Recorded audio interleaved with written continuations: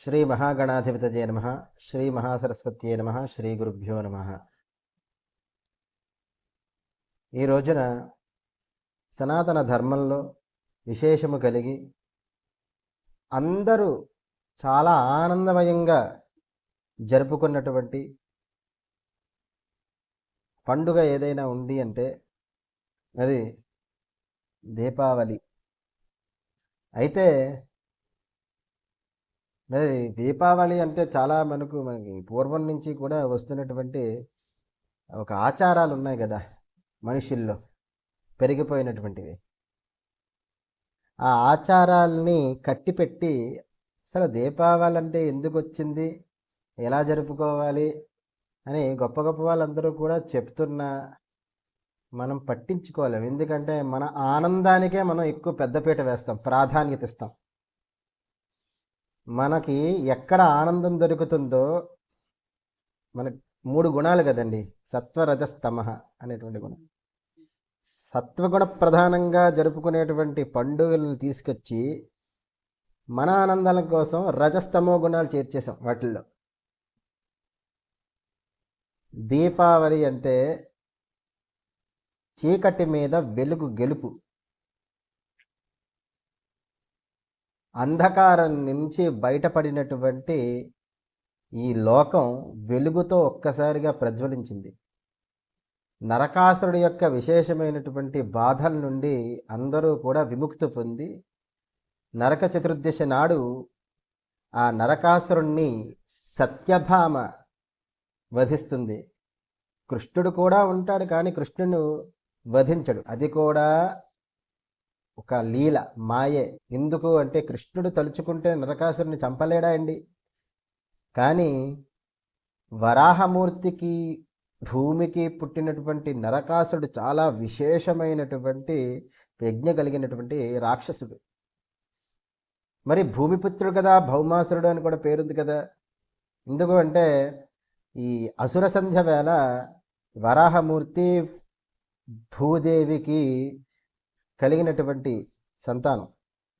అసుర సంధ్యవేళ సంగమం ద్వారా రాక్షస సంతానం కలిగిందని ఆ రోజే గమనించి చెప్తాడు వరాహమూర్తి విష్ణువు. అయినప్పటికీ కూడా మరి అసుర లక్షణాలు వచ్చేస్తే ఎలాగా స్వామి? అసుర లక్షణాలు వస్తే ఆటోమేటిక్గా యుద్ధం ప్రారంభమవుతుంది. యుద్ధం ప్రారంభం అయితే నా కొడుకు చచ్చిపోతాడు, మరి ఎలా అంటే అప్పుడు విష్ణుమూర్తి వరం ఇస్తాడు. కేవలం నరకాసురుని చంపాలంటే తన తల్లే చంపుతుంది. ఎంత విడ్డూరం! ఎక్కడైనా కొడుకుని తల్లి చంపుతుందా?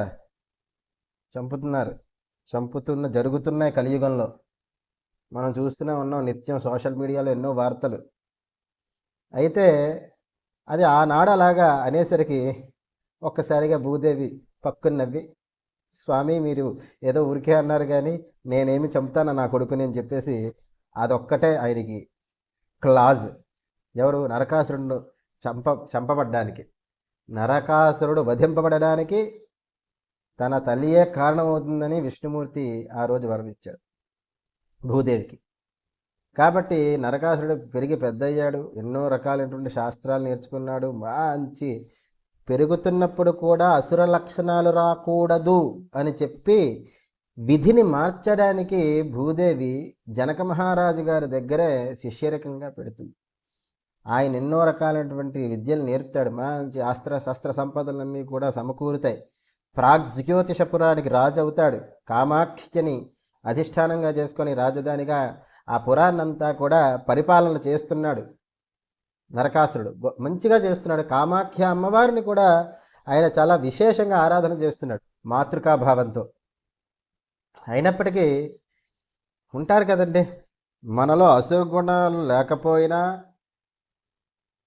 మనల్ని ప్రేరేపించడానికి. అలాంటిది అసుర సంధ్యా సంగమం చేతన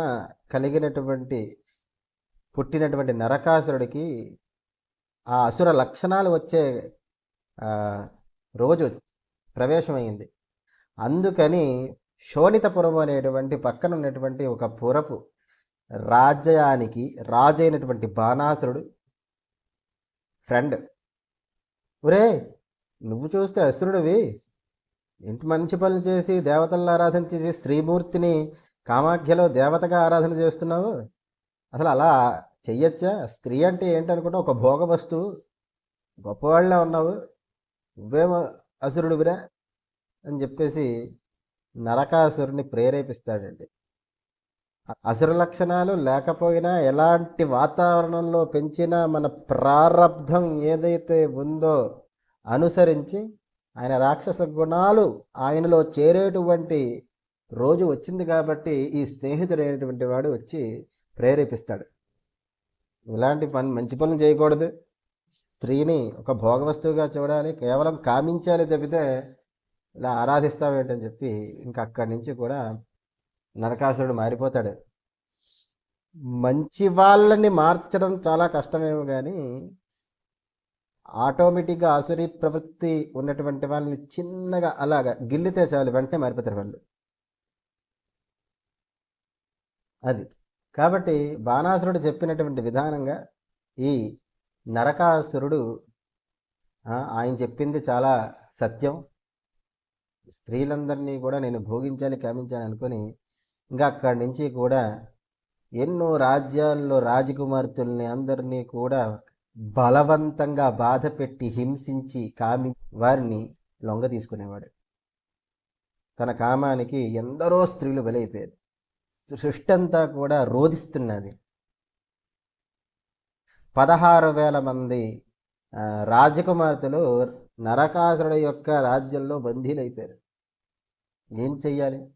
అలాంటప్పుడు దేవేంద్రుడికి విషయం తెలిసి ఈ నరకాసురుడు యొక్క బాధను మనం తొలగించుకోవాలని చెప్పి మహావిష్ణువుని కోరగా అప్పుడు సాక్షాత్తుగా కృష్ణుడి దగ్గరికి వెళ్ళి, కృష్ణ ఇదే పరిస్థితి, ఈ పరిస్థితి నుంచి నువ్వు గట్టెక్కించవయ్యా, యుద్ధం చెయ్య, నరకాసురుడు బాధలు తట్టుకోలేకపోతున్నావు అని చెప్తే అప్పుడు ఆ నరకాసురుడిని వధించడానికి కృష్ణుడు బయలుదేరుతాడు. బయలుదేరుతున్నప్పుడు సత్యభామ కూడా అంటుంది, కృష్ణ నీ యొక్క యుద్ధాన్ని చూసే అవకాశం నాకు ఇవ్వవా అంటే ఆ పద రథం ఎక్కువ అంటే ఆయనకి తెలియందా?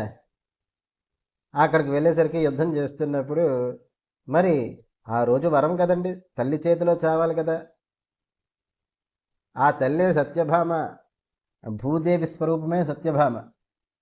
అందుకనే శ్రీకృష్ణుడు ఈ నరకాసురుడు వదిలినటువంటి బాణప్రయోగానికి తను మూర్ఛిల్లేడు అనేటువంటి విషయమే, నిజంగా తనకు మూర్ఛిల్లేడు అని తెలియకపోతే సత్యభామలో ఉండేటువంటి పరాక్రమం ఏదైతే ఉన్నదో అది బయటికి రాదు. ఆ కృష్ణుడు చూసుకుంటాడులే. ఎప్పుడెప్పుడైతే పురుషుడు తన యొక్క జీవితంలో కానీ పడిపోతాడో అప్పుడు స్త్రీ శక్తి పైకి వస్తుంది. చూడండి ఎక్కడైనా సరే అంత గొప్పదైనటువంటి స్త్రీమూర్తి సత్యభామ. ఆవిడ వెంటనే కృష్ణుడు పడిపోయాడని చెప్పి చూసేసరికి ఇంకా తనలో ఉండేటువంటి పరాక్రమం అంతా కూడా, ఆ అమ్మవారిలో ఉండేటువంటి పరాక్రమం అంతా కూడా బయటకు వచ్చి నరకాసురుడితో చాలా ఘోర యుద్ధం, భీకర యుద్ధం చేసి అమ్మవారు ఆ రోజు మహిషాసురుని ఎలాగైతే సంహరించిందో అదే విధంగా సత్యభామ మూర్ఛిల్లి పడిపోయినటువంటి కృష్ణుడిని పక్కన పెట్టుకొని తను ఒక్కర్తే నరకాసురుడిని వధించి లోకానికి క్షమాన్నిచ్చింది, వెలుగునిచ్చింది. ఎప్పుడైతే ఈ యొక్క నరకాసురుల వధ జరిగిందో నరక చతుర్దశి నాడు, తర్వాత ఆశ్వయుజ అమావాస్య నాడు అంధకారం అంతా పోయింది, పాపం అంతా తొలగింది, భూమి క్షేమంగా ఉంది అని చెప్పి అనుకొని అందరూ కూడా ఆ అంధకారాన్ని నివృత్తి చేయడానికి అని చెప్పి మొత్తం ఇళ్ళంతా కూడా, ఇల్లు, పెరట, గోశాల, అశ్వశాల, దేవాలయాలు, కుడ్యములు, గోడలు, వీటన్నిటి మీద దీపాలతో ప్రతీకగా చూపించారు. అప్పుడు దీపదర్శనం అందరికీ అప్పటివరకు కూడా చీకటిమయం. అది దీపం యొక్క దీపావళి, దీపాల వరుస. కాబట్టి ఈ దీపావళి నాడు అందరూ కూడా చక్కగా మట్టి ప్రమిద కానీ వెండి ప్రమిద కానీ వాటిల్లోని మంచి పత్తి వేసి చక్కగా నువ్వుల నూనె కానీ ఆవు నెయ్యి కానీ వేసి దీపం పెట్టండి. చుట్టూరా ఒక ఆరా మంచి పాజిటివ్ వైబ్ వస్తుంది. అంతేగాని కొవ్వొత్తులు వెలిగించడం, మరొకటి వెలిగించడం తద్వారా అనారోగ్య హేతు అవుతుంది. అది ఎన్నో రకాలైనటువంటి క్రిమినాశనం చేసేది కేవలం ఈ దీపపు కాంతే. ఏమంటే ఒకటి ప్రకృతికి ఏది నచ్చుతుందో దానికి తెలుసు కదా. ఆ రోజు విడుదలైనటువంటి దీపావళి రోజు ఏదైతే ఈ టపాసుల ద్వారా విడుదలైనటువంటి హానికరమైనటువంటి శబ్దములు, గ్యాసెస్, టాక్సిక్ గ్యాసెస్ అంటారు వాటిని, అవన్నీ కూడా చాలా చాలా ప్రమాదకరం. ఎక్కువ పెద్ద పెద్ద శబ్దాల వల్ల చెవులు పగిలిపోతాయి. పిల్లలు, పెద్దలు ఎందరో ఉంటారు. కేవలం మనం యవ్వనంలో వాడి యొక్క ఆనందం కొరకు ఎంతమందిని మనం పాడు చేస్తున్నాం. మరి ఆలోచించుకోవాలి పెద్దలు, పూజలు. ఈ రకంగా చెప్తే అందరికీ కోపం కూడా వస్తుంది. దీపావళి జరుపుకోవద్దు అంటావేంటి? దీపావళి జరుపుకునే విధానంగా జరుపుకోవాలి. ఈ రకంగా జరపమని మనకి ఎక్కడా లేదు కదా. అలాంటిది ఎప్పటి నుంచో ఎవరో ప్రారంభం చేశారు మతాబులు కాల్చడం. అక్కడి నుంచి ఒకడికొకడు మించిపోయి, నేను ఈరోజు 20,000, 30,000, 40,000, లక్ష, వీడి 1000 వాళ్ళ అయితే వాడు 2000 వాళ్ళ అంటాడు వీధిలో. వాడికంటే వీడెక్కువ కాల్చాడని మళ్ళీ ఇందులో తామసీ గుణ ప్రవృత్తి చేతన ఈగో ఫీలింగ్స్ ఈ రకంగా పెరిగిపోతున్నది.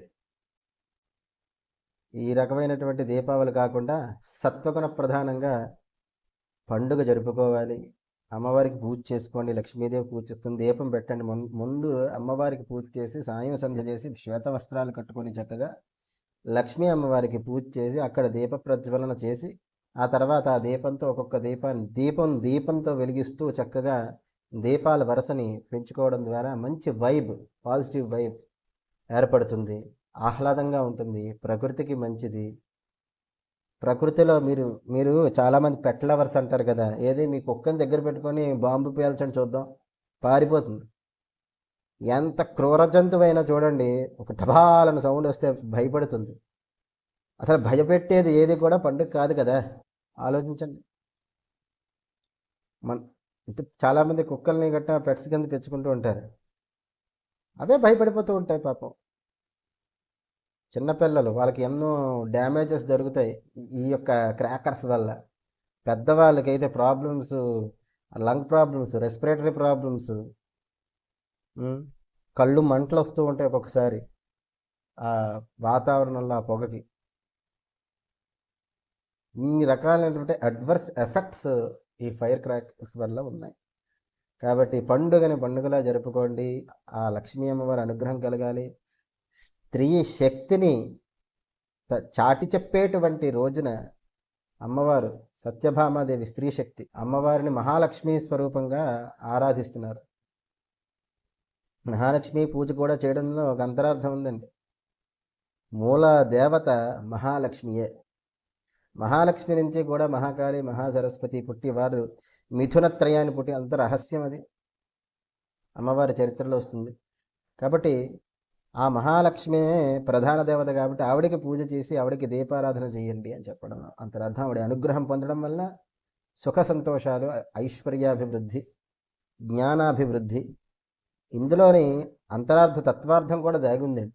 ఏమిటది ఈ దీపావళి రోజు అంటే, మనలో ఉన్నటువంటి కాముణ్ణి, దాని ద్వారా వచ్చినటువంటి బాధల్ని, దుఃఖాల్ని ఈ జ్యోతిచే ఎలాగైతే ప్రజ్వలించి జ్ఞాన దీపం వచ్చిందో అలాగ మనలో ఉన్నటువంటి ఆ అంధకార అజ్ఞానాన్ని పాలద్రోలాలి. అజ్ఞాన తిమిరాంధస్య జ్ఞానాంజన శలాకయ అంటుంది. కాబట్టి అటువంటి అజ్ఞానాన్ని, జామాల్ని పాలద్రోలేటువంటి దీపంగా అది ఉండాలని దీపావళి జరుపుకోవాలి. శుభం మంగళాని భవంతు. స్వస్తి.